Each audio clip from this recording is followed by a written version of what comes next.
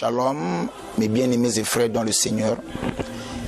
Par la grâce de Dieu, on est compté parmi les vivants. Ce n'est pas parce qu'on a mérité, ce n'est pas parce que nous sommes bons, mais c'est sa faveur. Alors, dans cette émission, nous avons souvent l'habitude de dire que écoutez et votre âme vivra. C'est toujours le cri de la sentinelle qui a retenti ce matin pour vous. Le message que nous voulons partager avec vous, et j'ai commencé un enseignement sur un thème qui est très important, en même temps très capital. Et ce thème n'est rien d'autre que voir la vie comme Dieu la voit. Voir la vie comme Dieu la voit. Pourquoi ce thème ? Alors, je crois que si on dit voir la vie comme Dieu la voit, c'est qu'il y a aussi la manière de voir des hommes. Or, la manière de voir les hommes n'est pas forcément la manière de Dieu. Les hommes ont leur façon de voir, les hommes ont leur opinion, les gens ont leur philosophie, leur idéologie, et Dieu aussi en a aussi. Alors, c'est ainsi. Pour toi qui me suis, comment est-ce que tu vois la vie? Comment est-ce que toi tu définis la vie? Or, la manière dont tu définis ta vie influencera ta destinée.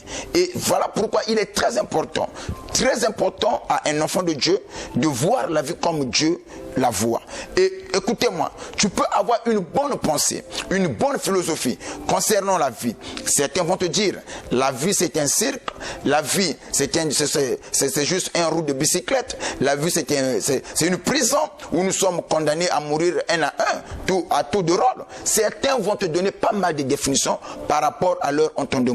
Mais une chose est vraie, la Bible me dit ceci, que les paroles des hommes soient considérées comme étant mensonges, seule sa parole pour vrai. C'est-à-dire que ce que les gens disent vrai, Dieu dit que les paroles des hommes soient considérées comme étant mensonges, mais seule sa parole pour la vérité. Alors, si tout ce que les gens disent et que ce n'est pas la pensée de Dieu, cela est déjà en désaccord. Si tout ce que les gens racontent, cela n'est pas conforme, cela est déjà en désaccord.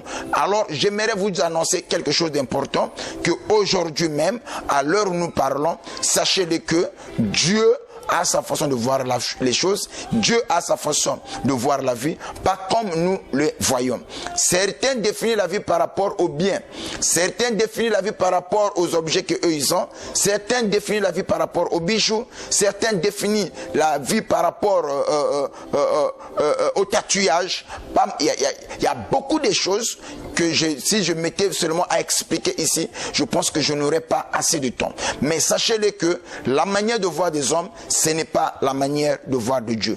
Et la Bible ajoute encore, aussi longtemps que le ciel est élevé au-dessus de la terre, mes voix aussi sont élevées au-dessus de vos voix, mes pensées sont élevées au-dessus de vos pensées. Les pensées des hommes ne sont pas forcément les pensées de Dieu.